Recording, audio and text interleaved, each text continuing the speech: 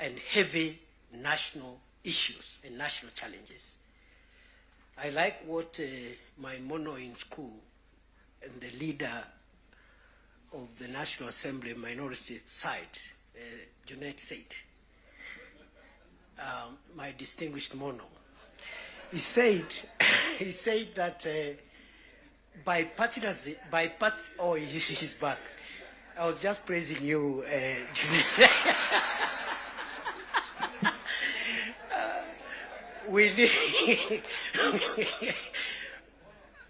We need bipartisan efforts to heavily lift the serious national issues. You've seen them in the 10-point agenda: the fight against corruption, the fight against ethnic bias, the fight against all these vices. Without bipartisan efforts, no single side can be able to ever lift these national issues. So let us not underestimate what the leadership of the UDA through President Ruto, the leadership of ODM through His Excellency Raila Odinga has helped us to achieve as a nation. Because none of us alone would have enough political largesse to be able to even lift on some of the issues we are discussing here today.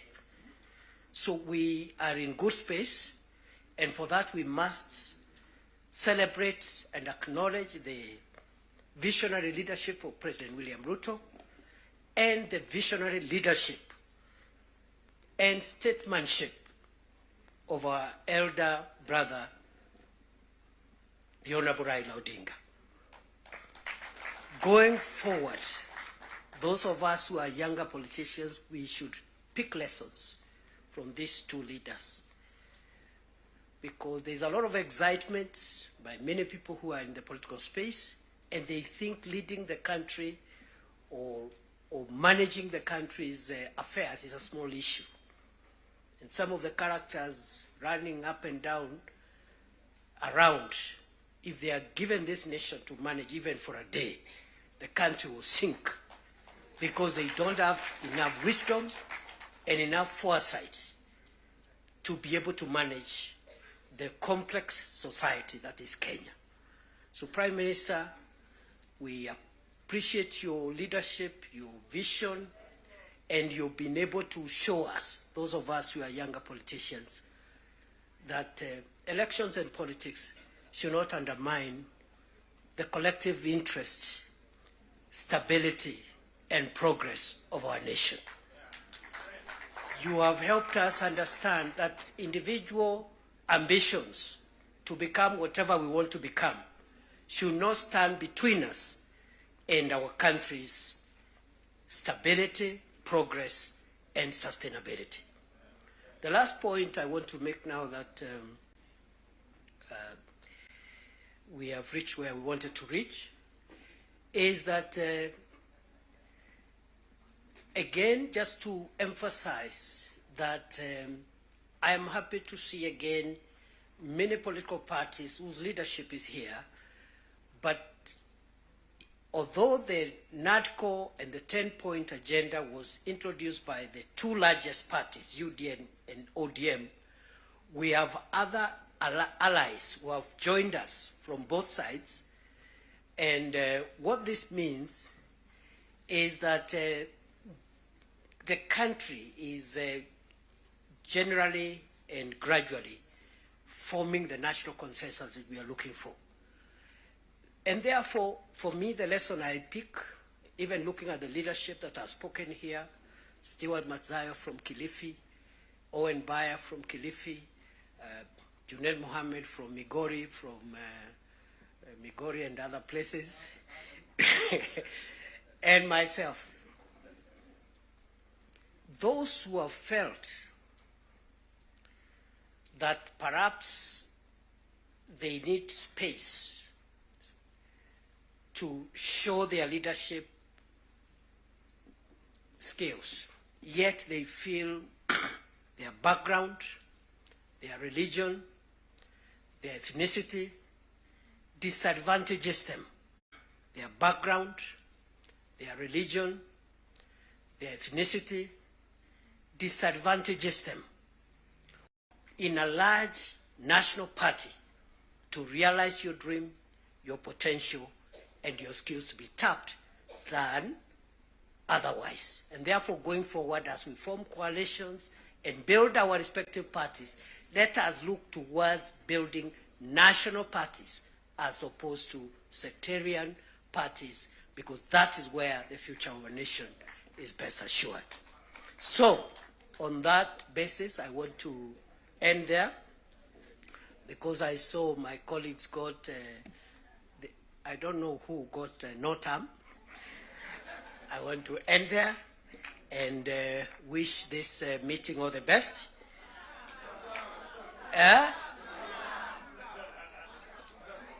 All right. Now, because our leaders are here, after the formal event is over, I'll remain behind. And then we'll also test a few slogans after that. With those many remarks, let me take this opportunity with a lot of respect to request our elder brother, our statesman, the leader of ODM, Your Excellency Raila Odinga, please come and address us. Wapi makofi ya baba jameni? Baba ni fire, si fire.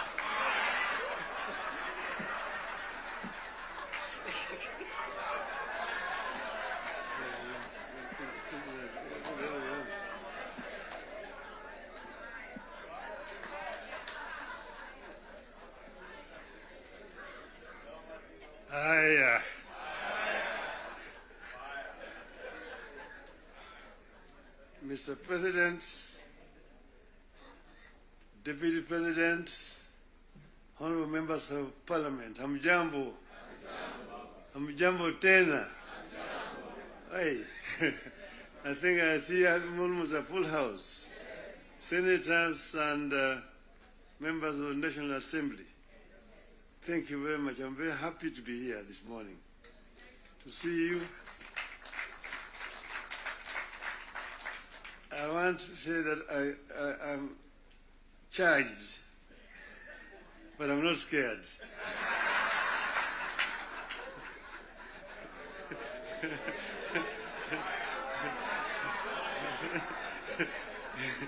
You know, I've been a member of Parliament for this constituency for 20 years. And I used to meet with members of Parliament. I was a Prime Minister. And every Wednesday was a Prime Minister's question time in Parliament. I used to be harassed a lot by members of Parliament. And that's why I'm not scared. But let me begin to say that none of us thought a day would come when protagonists just a year ago would get together to chart a joint way forward for this country. How did we find ourselves together, and why are we here today? One, in life of a nation, there comes a time when danger knocks on the door. It happened in the US during the Civil War that threatened to dismember the USA as we know it today. There's a region today referred to as former Yugoslavia. Yugoslavia existed as a country between 1918 and 1992. Then it fell apart into several countries, including Croatia, Montenegro, Serbia, Slovenia, Bosnia, and Macedonia. The former president of Yugoslavia, the late General Josip Broz Tito, used to say jokingly that I am the glue that is holding this fragile nation called Yugoslavia together. And if I depart, it may disintegrate in several small nations. And true to his prophecy, that's happened today. There's no Yugoslavia. Closer to home here next door is Somalia. In 1991, we were here when Siad Barre was forced to run out into exile where he died. Look at Somalia today. So there are several examples that exist around the world. As leaders, we are supposed to scan the horizon, spot the danger, and act to subvert that danger. In 2024, the last year, we understood that the dark clouds that were gathering over Kenya could have been exciting, but they could also mark the end of Kenya. We decided that it is better to have an imperfect country that is struggling to mend its ways than to have a collapsed one.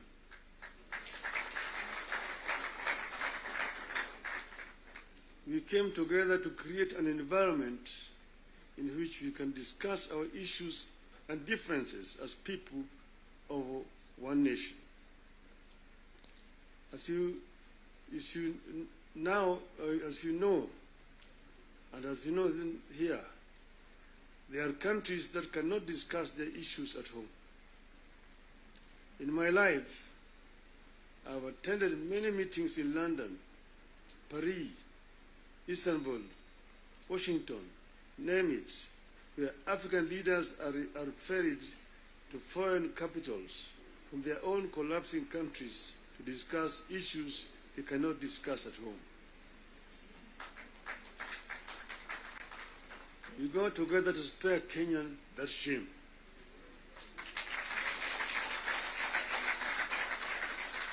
Our object was and remains one, as one U.S. Senator called it, our country, our whole country, and nothing but our country.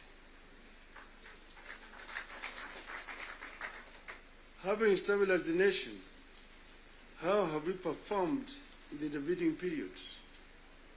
How do we do better? How do we move forward in a way that respects the people of Kenya and that shows that we are alive to the circumstances that triggered our coming together and that we are acting on them? That is our object today. And that is why we are here today. We met and we decided that we needed to have, for the first time, a joint parliamentary group meeting. We could now discuss with our members of parliament. Just over 2 months ago, I had an opportunity to discuss in this very same place here with the members of the executive. They came here and actually came with the blueprint of the performance, what they had done up to that time, and what they were intended to continue doing going forward. And I was very candid with them in my discussions with them. And I told them where I thought they were not doing right and what I thought they should be doing rightly. So as always, I'm always very candid indeed. Today, I'm meeting the members of the legislature. As you know, we have got 3 very important institutions: the executive, legislature, the judiciary. And I'm hoping that in not very far away from today, I will have opportunity to talk to the judiciary as well. So I'm going to be very candid with you people. To talk to you as a former member of parliament. Yes, the leader, Gimani Chungwa, referred to the Constitution and told me the issues like NGF and and Senate oversight in the counties is in the Constitution.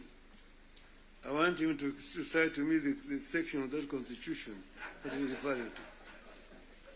Because as you know, I was very involved with the Constitution, making Constitution of this country. And at another time, I would want to bring Professor Yashpal Gai, who was the leader of that Constitution making. And we went through very many issues. We had committees in Bomas of Kenya dealing with various segments of that constitution. The executive was one. Legislature is another one. Judiciary is another one. Devolution, other committee. And devolution was very contentious because we had very many people who did not want the devolution because of what had happened at independence. As you know, we started with the devolved system government, Majimbo. The foundation of Majimbo was actually contentious because it was ethnic-based. The colonialists and the settlers had actually instilled fear in the people that all the bigger communities, the bigger tribes at that time, the Luos and the Kikuyus, will lord it over the smaller tribes. And thus the smaller tribes need to safeguard themselves by creating regions and powers so that they can be able to be protected. That was the basis of Majimbo. And it was a very lengthy discussion at Lancaster House. So KANU accepted Majimbo in London, but with the understanding that they would change it after the independence. So after independence, KANU actually started to frustrate Majimbo by not remitting funds to the regional governments. I want to refer you to the Hansard in the Bunge. There's a motion that was moved by the then leader of opposition at that time, the late Ronald Ngala, of censorship of the Prime Minister, Mr. Jomo Kenyatta, because he had refused to release funds to the regional governments. You need to read that debate. Ngala moved it. It was seconded by Masini Muliro, who was the deputy leader of the opposition. And then KANU, of course, responded. First Jaramogi, Oginga Odinga, and then Tom Mboya responded to that motion. The motion was defeated, but that debate actually is very historical. And I want to refer you to go and read what it said.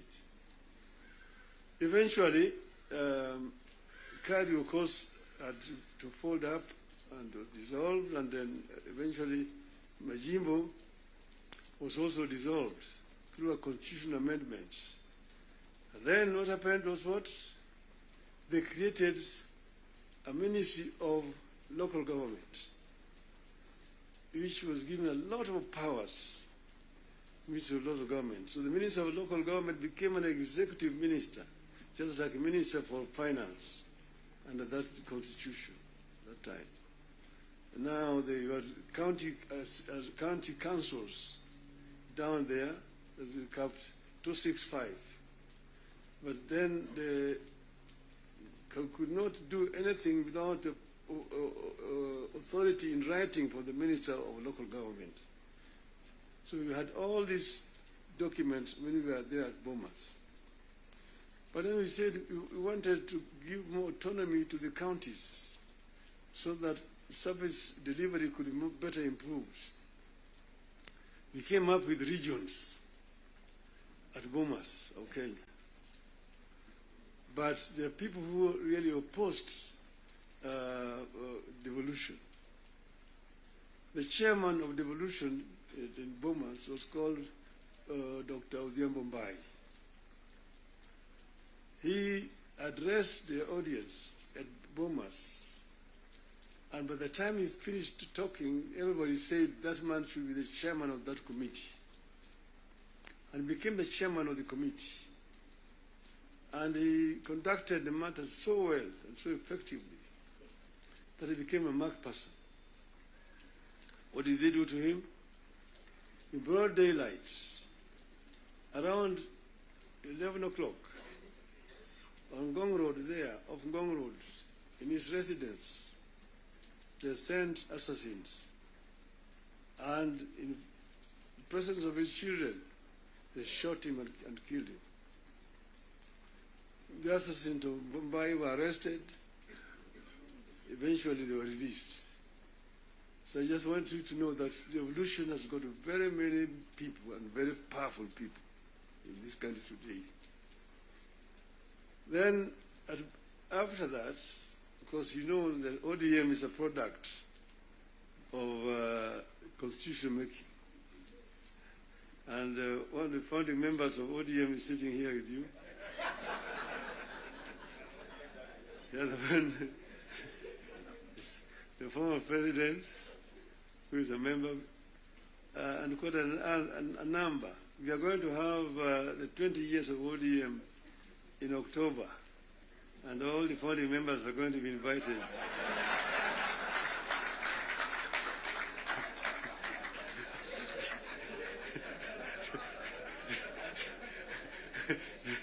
to come and attend. Now, you see, we said that we want, we give clear, responsibilities. The executive, the legislature, and the judiciary. And the legislature is supposed to make laws that the executive uses to run the country. And the judiciary is then there to ensure that in implementation of these laws, the executive is not overreaching or violating the law of the Constitution. But then, so the work of Parliament is representation, legislation, and oversight. Very clear, it's written there in the Constitution. Parliament is not supposed to be implementing. Parliament is supposed to be oversighting. It's not oversighting.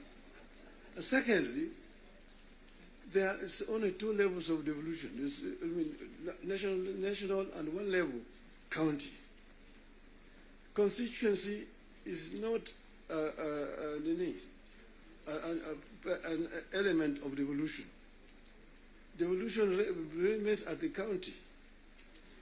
Down there, the constituency, the county government does implementation of the projects. I'm saying, correct.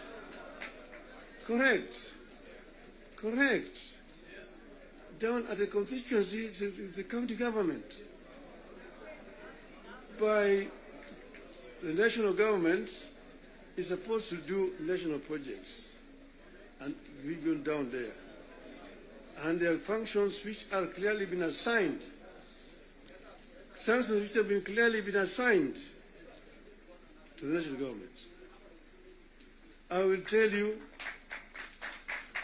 your legislatures, and a very famous English politician said that I may not agree with what you have to say, but I shall not defend until death your right to say it. So listen to me. Let me say it. And then you'll have a chance to come and respond. So I'm telling you, I know that sometimes the truth is very bitter.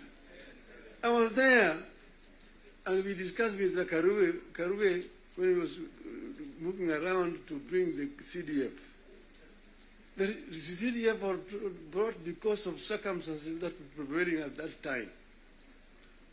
In those days, with a centralized system of government, there were very little resources which are going down to the counties. And that's the reason why the Harambee became the major ways of mobilizing resources. Sometimes you find nearly 100 cards in your desk for Harambees here and there.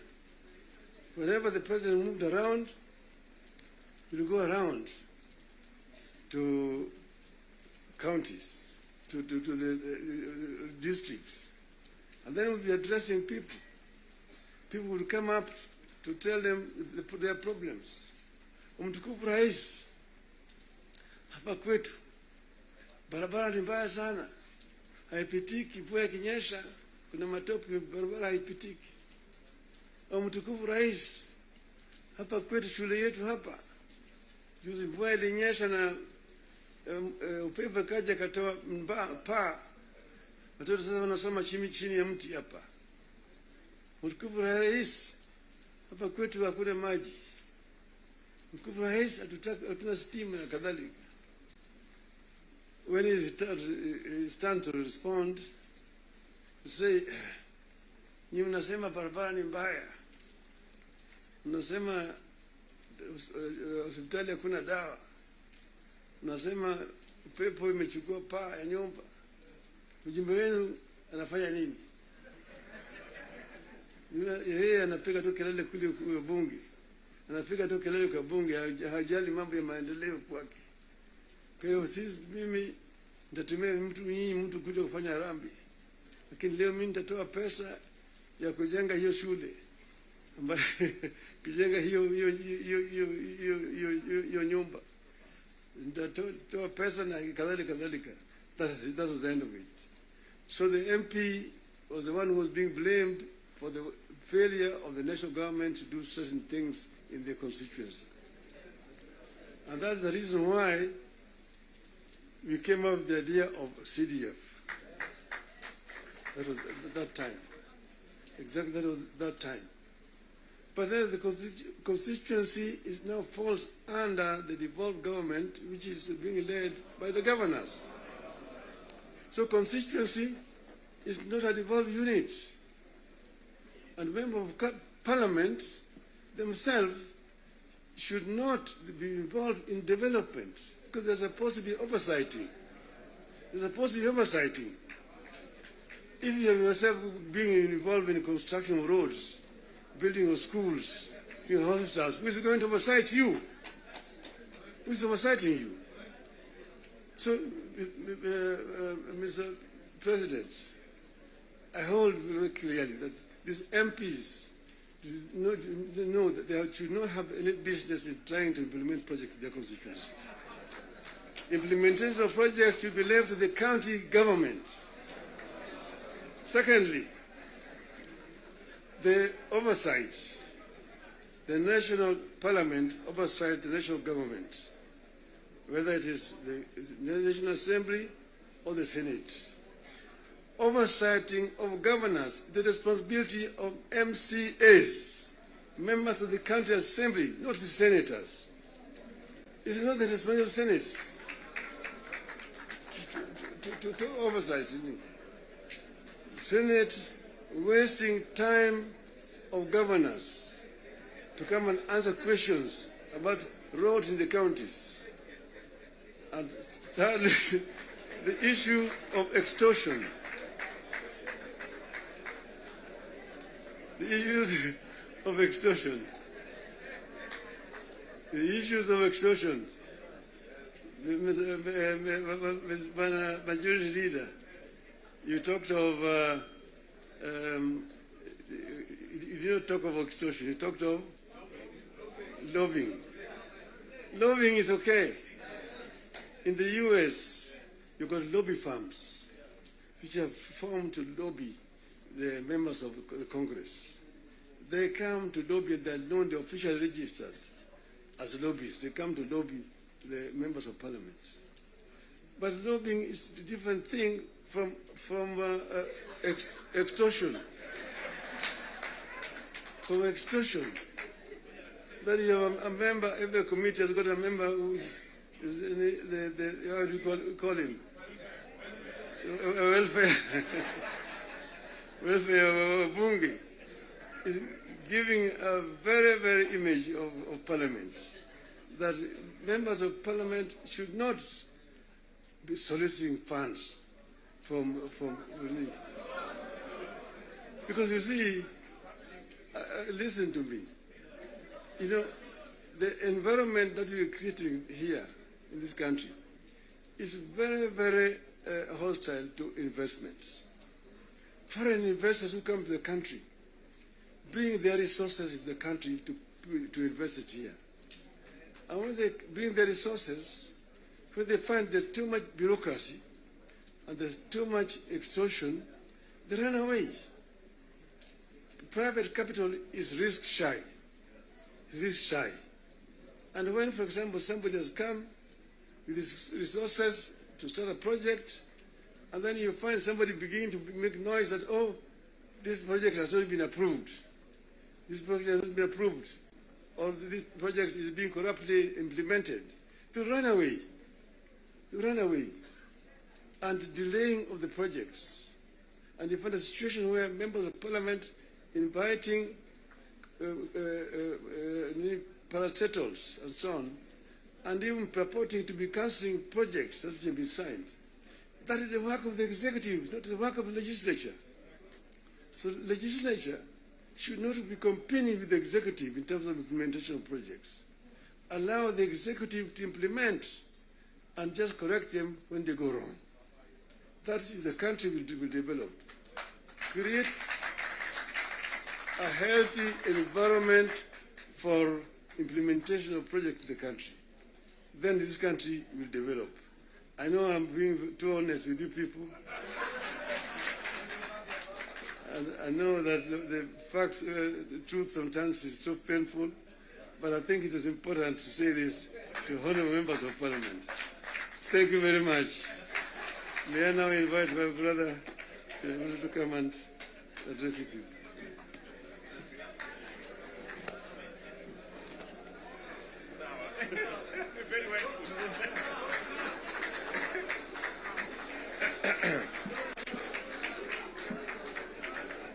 Thank you very much, the Right Honourable Prime Minister Raila Odinga. Ladies and gentlemen, let's take our seats. Thank you very much.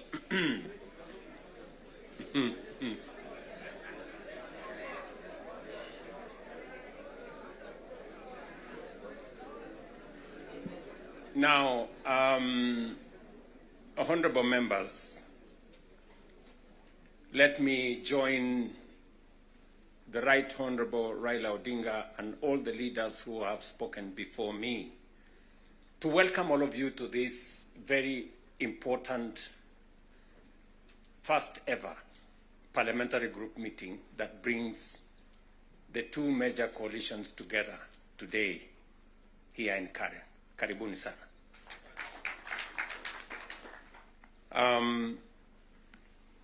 The Right Honourable Raila Odinga has given us the context of why we are meeting here. I really would want to add not so much, because he has ably contextualized why we are meeting here today. That we have a nation to look after and we have a nation to protect, and there are options that are available to us. And I think we chose to protect the nation called Kenya by our coming together. And so I want to commend both the Right Honourable Raila Odinga and the ODM party, my former party, for standing up to be counted when the country needed leaders to stand up for Kenya. It may have been easy to do the opposite. It may have been popular to do the opposite. I know many people have vilified the Honourable Raila Odinga and the ODM party for the decision they took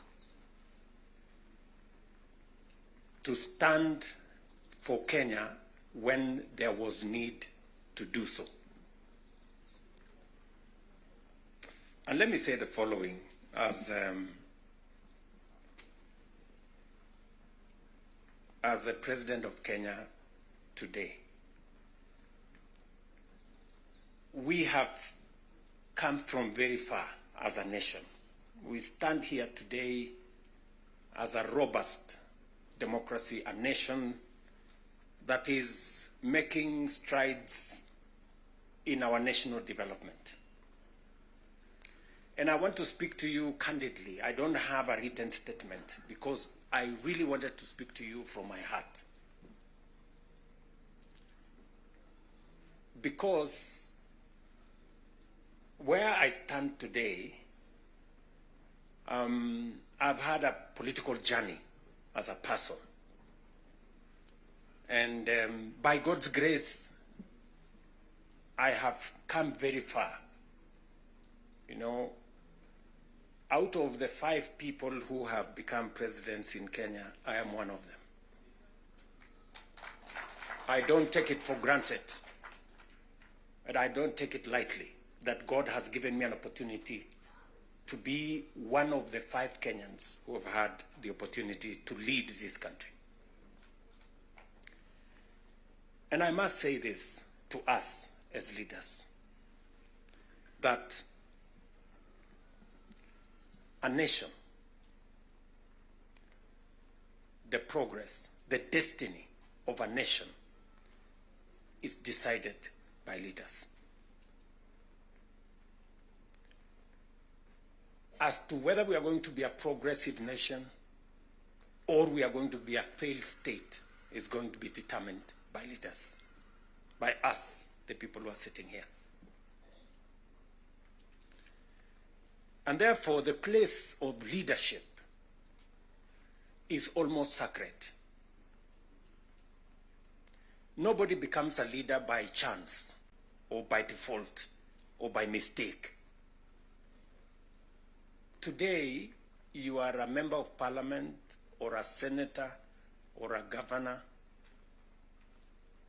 or the position I hold and all the other positions that we hold because God and destiny has given us that chance.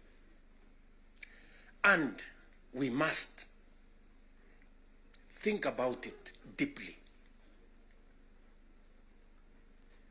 And so I want to ask you as leaders,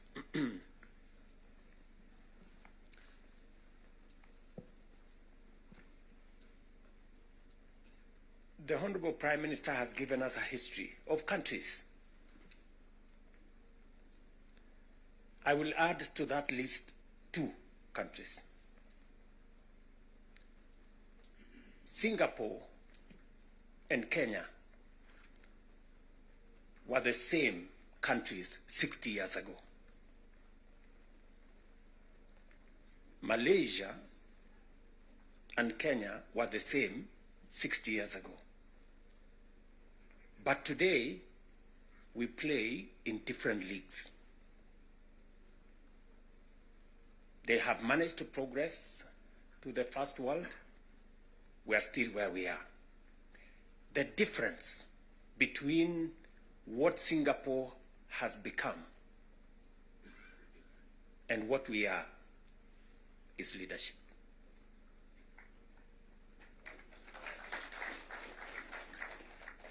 And that is the place, ladies and gentlemen, we occupy today. So that you understand the importance, the sacred position you hold as a leader. Sometimes people want to ask, how do people who live in different houses, they have their own lives to pursue, but they wake up one morning on an election day and they go one after the other to 10,000, to 20,000, to 50,000 and elect you? You are not special. But it is a moment that God has given us as leaders. And therefore, we must do whatever we are doing, knowing very well that we have a heavy, almost sacred responsibility to the people we lead and to the nation of Kenya.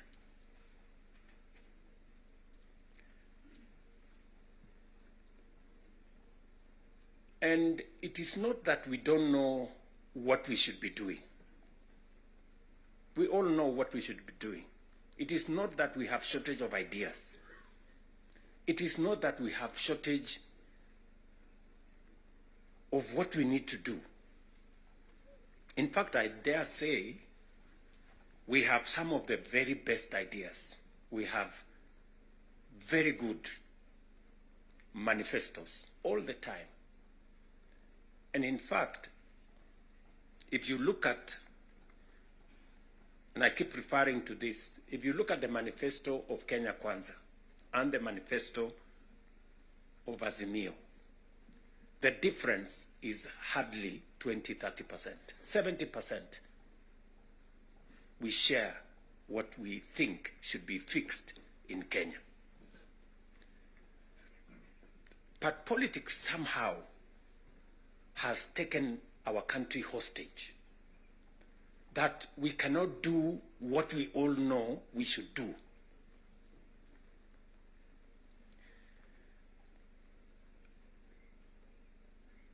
I have said that the difficulties that I face today as a president in Kenya are self-imposed. You know, I imposed on myself all these difficulties. Implementing the new funding model, implementing SHA, implementing housing, doing all those things.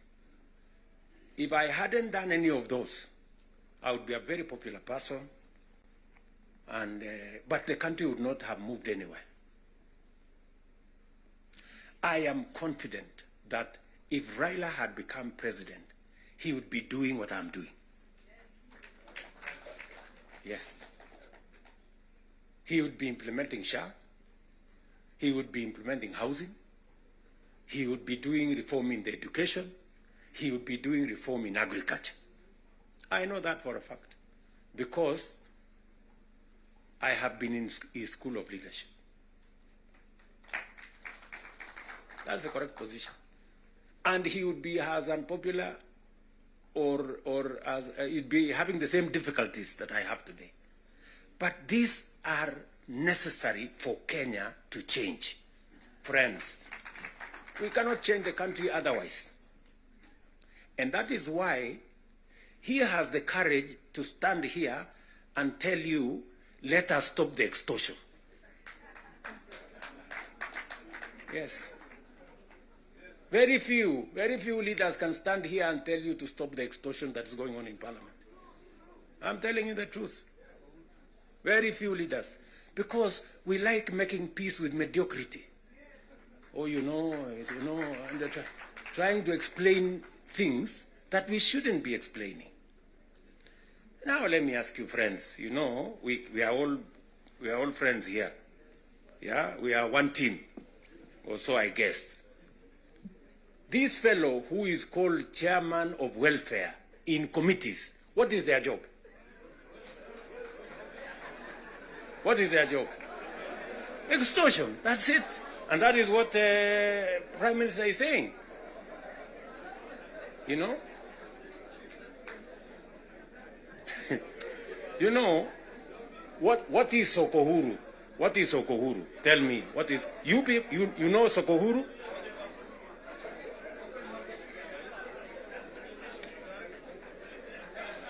So, let me tell you. No, no, you see, and this is the same problem that we face. This is the same problem that we face. Because, look, for example, we passed the law that we all know, friends, we all know the problems we go through with fundraisings for people who have hospital bills. All of us. In your phones, you have WhatsApp groups. So-and-so has this, this condition, so-and-so has this condition, to contribute here. True or not true? Yes. But we don't want to fix it because it's difficult. But I must commend you. I must commend the members of National Assembly and Senate, because you took the courage and passed the bills that today is beginning to solve the problem of health in Kenya. It may not happen instantly, But you, all of you, can now see that there is a possibility that we can sort out the challenge of health and health delivery in Kenya. But because we had to be bold, we had to be bold and make the necessary decisions. Today, we are dealing with the crooked hospitals and health professionals who still want to steal from SHA and to steal from our health provision. And we will go after them and we will deal with them. So, what am I saying? I am saying the following. If we have to change Kenya, my friends, we have a historic opportunity today with this broad-based government, we have a historic opportunity to unleash the full potential of Kenya. We all believe, I do, that Kenya is a very great country, this country of ours. There is absolutely no reason why Kenya is not like Singapore. We have what it takes.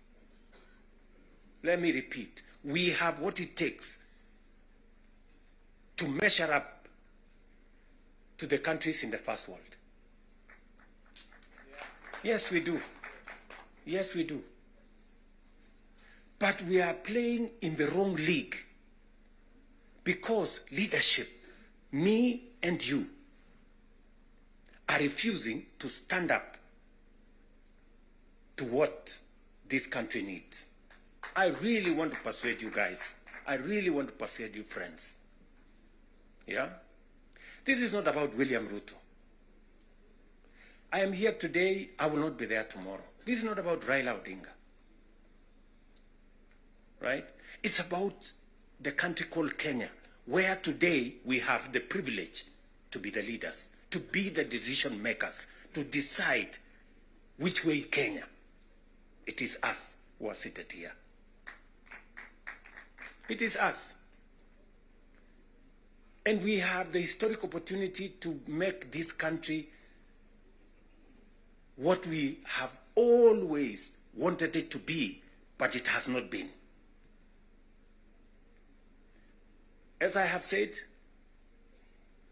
the same way Raila Odinga can stand here and tell you we must stop the wrongs, I have also said that I am ready to pay whatever price to make this country change. Yes, we must change this nation. And we can do it. Look, housing was part of our conversation for the last 30 years.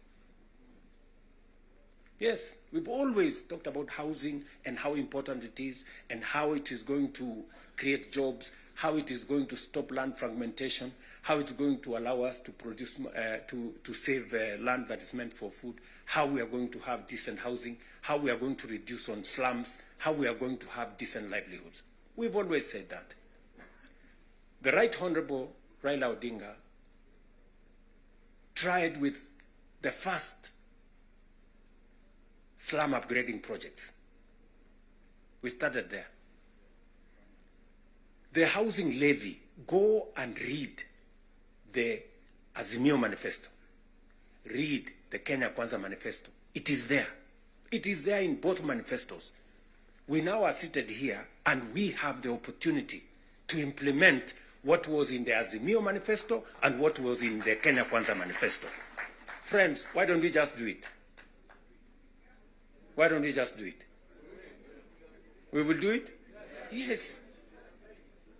Let us just pull it out and look. You can see for yourselves how transformational it is. Today, using the housing levy, we are not only doing housing, we are doing markets, we are doing hostels. And I promise you, what you see in Mukuru, what you see in Kisumu, because I have been there with Baba here, what you see in Eldoret, what you see in Nakuru, what you see in Kiambu here, what you see in almost every part of Kenya is just housing implemented for 2 years. And you can already see the kind of impact it is having, the number of jobs it is creating, the way it is bringing change in our towns and cities. Friends, if we were to do this for 10 years, if we were to do this for 20 years, and this is a project that has been delayed, we are supposed to have done this 30 years ago. Tell me, if housing was implemented 30 years ago, how Kenya would be looking today. We wouldn't be different from Singapore. We may have started late, but we now have a chance to do it. I want to ask you, I want to request you for us to come together. And we are not coming together so that any one of us can get anything. We are coming together so that we can transform this country. And it is possible in our lifetime to change Kenya. In our lifetime. We now have maybe 320, 350,000 young people working in that space. We could double that to 700 in the next 2-3 months. We could scale up that to 1 million by next year. And we can energize the transformation of our country. That is why we are sitting here. That is why Baba and I have called this PG. Baba has told you we are here for Kenya. I am buttressing what we are saying, what he is saying, by telling you what we can achieve together. What we can do in our agricultural transformation. If it was not for the broad-based, for example, we wouldn't have had the kind of change that is required in our sugar sector. And I want to tell you, watch this space. In just 2 or maximum 3 years, Kenya will be a net exporter of sugar. Just 2 or 3 years. This country, which perennially we have been looking for safeguards from COMESA. Every year, we are looking for safeguards from COMESA. We are spending public money to go and pay for sugar, to go and pay for farmers, to go and pay for workers who don't work for government, just because we couldn't bite the bullet and tell the crooks there to get out. Now we have told them to leave. And I want to promise you, I want you to hold me to it. We are going to change the sugar sector. We are going to change the coffee sector. You have already seen what is going on in coffee. There is still a little bit of pushback, but we will deal with it. And on and on and on, and we can transform our whole agricultural sector. Just the little interventions that we have done standing together. You people in Parliament making sure that we are subsidizing production. And I must commend, Parliament has always provided money for us to support the production of the country, either through fertilizer or seeds or other interventions when we have brought it to Parliament. So you're part of the making of the history of our nation.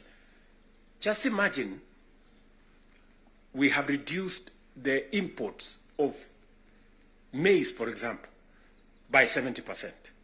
Reduce the imports of sugar by 70%. And we can make that progress if we are focused on where we want to go. And that is the reason why we have to make the decisions that we have made work. It is the reason why Baba and I have appointed Agnes Zani and her team, so that what brought us together, we don't forget. the 10-point agenda that we have signed buttresses what is actually in our manifestos. The NADCO report, we all know what it is supposed to achieve. And if we stand together, we can achieve all the legislation that is recommended by the NADCO report. Parliament has what it takes, to do this. For Kenya, we can do it. And I want to persuade this PG to work with us and for all of us to be committed to this exercise. Protecting devolution. There is need for us as a nation to distinguish between governance and devolution. The governor is not devolution. The governor is a person.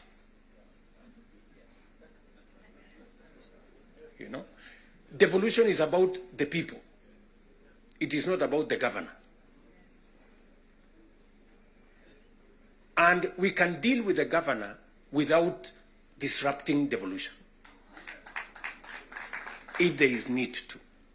But what is sacrosanct, what is constitutional, is that we must get local people, development, to be at a local level as much as is practically possible. I agree with the Right Honorable Raila Odinga, because I was in Parliament when NGCDF was passed. And the principle was right, because there wasn't any meaningful resources getting to the grassroots. And the big push for devolution in the constitution-making process was three principles: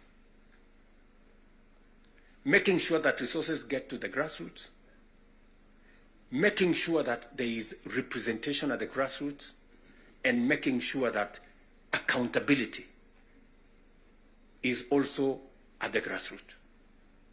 So we need a conversation. There are legitimate concerns on how resources are being spent at the counties. There is. We cannot also run away. There is legitimate concern. Let me ask, for example, the latest Sokohuru in the Senate.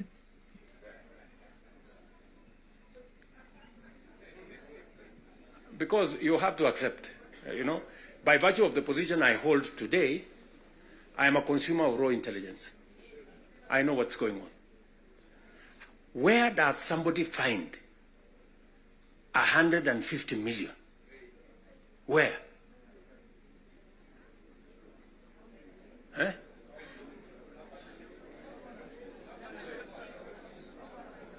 Is that his money? That is money that belongs to the county. Is that correct or not correct? Yes. Let me ask you, members of parliament who are seated here. Do you, for example, know, do you, for example, know that a few members of your committee collected 10 million shillings so that you could pass that law on anti-money laundering? Did you get the money?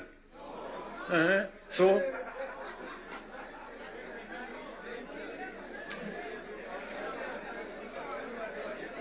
So, going forward, si tunataka tukubaliane, si we are one team. Yes, there are people who are destroying the credibility of Parliament. And they are collecting money in the name of Parliament. And some of the time, or most of the time, that money never gets to Parliament, it gets to a few people. We are not going to shame them. We are going to arrest them. Yes.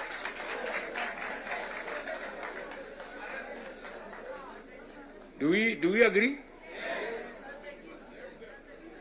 Do we agree?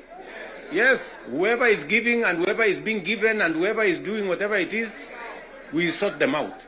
Because the reality, friends, the reality is that there is a problem. And we all know here, tukitaka tu kusema ukweli, there is a problem.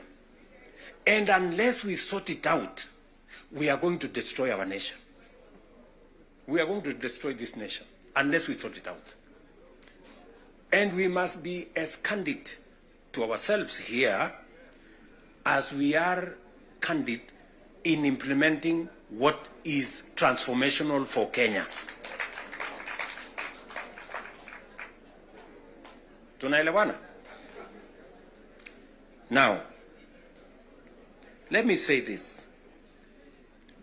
We must make sure that we get resources to the grassroots, but we also must make sure that the resources that get to the grassroots is used for the people, not other ways. And so we must do for the national government as well. In our 10-point agenda, we have discussed about the young people of our nation and how we need to protect their livelihoods. I want to ask the leadership seated here today, members, I want to persuade you. We have a robust program. We have, I think, close to 8 or 9 different programs targeting our young people and how we can meaningfully engage them in employment and other interventions that benefit the young people of our nation. I will say this.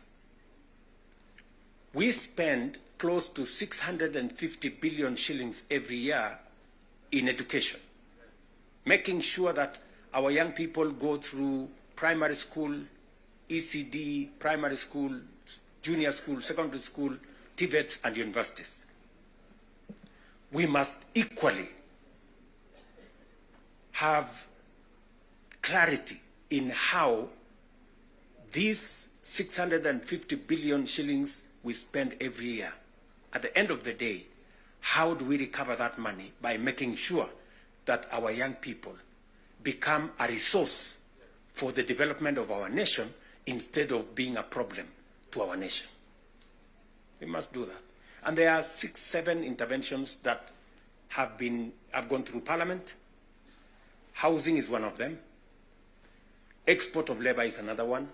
Digital jobs, and every member of Parliament here, especially of the National Assembly, you have resources to do ICT hubs. I remember discussing with Sirma there, chairman of NGCDF.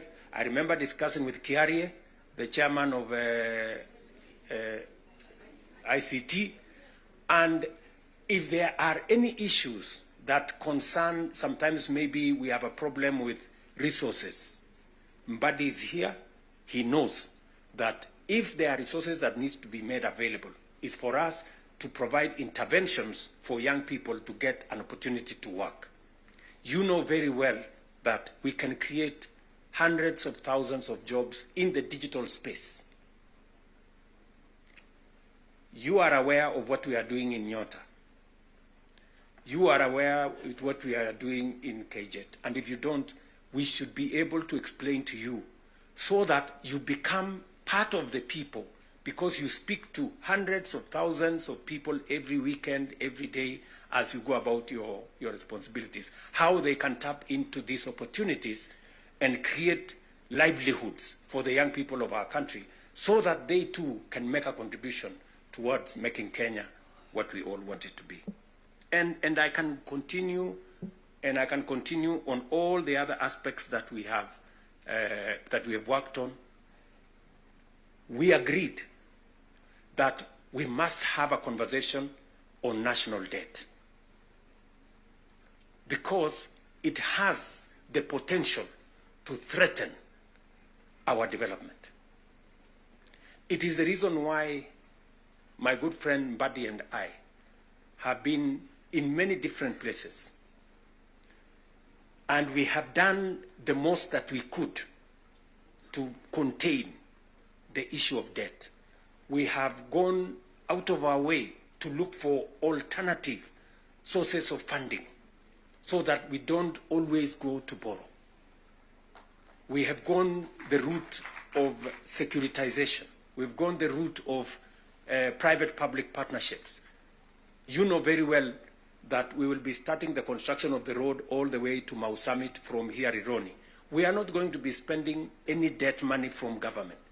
The road is going to be built on private-public partnership. You know very well that we are going to begin the railway going all the way from Naivasha to Kisumu all the way to Malaba. We are not going to be spending money from debt like we did with the first section of the railway. We are going to be using public-private partnership to do that road. And many others that we have, we are thinking outside the box so that we can craft alternative mechanisms of delivering on public infrastructure or public goods without necessarily endangering the country with national debt. So we are working at it. It is part of the recommendation of the 10-point agenda that we must deal with. And we are seized with that matter. We will be giving, Mbadi and company will be giving a report to Zani's committee on what practical steps are we making to respond to the issues in the 10-point agenda. What are we doing about the young people? We will be able to tell Zani and the PG should be there to monitor what we are doing so that we not only do it for us, but we also do it for the people that we represent. And finally, because I do not want to belabor the point, I said we have a historic opportunity. It is not always that protagonists come together to look at the greater interests of the country. But God has given us this opportunity. And I must commend Baba here, because very few leaders have the courage and the mettle to withstand criticism and stand for the nation. Very few people. Very few people. Many people look for what is convenient, what is popular, even if it is wrong, and they want to pander to it. But when a nation's destiny is at stake, you need statesmen, you need people who have the courage to put Kenya first and everything else secondary. So, what am I saying in conclusion? I am saying Zani and team have a job to do. They will be briefing Right Honorable Raila Odinga and myself on what needs to be done. We will be able then to guide what will be happening, what the executive need to do, what the legislature, the role the legislature need to play, and the role others may need to play. And as we do that, we will need another opportunity to be granular. Today was the first occasion for us to deal with this. But down the road, we need to bring the members of the executive, at least the ministers, to come so that we can have a meeting of minds between the executive and the legislature on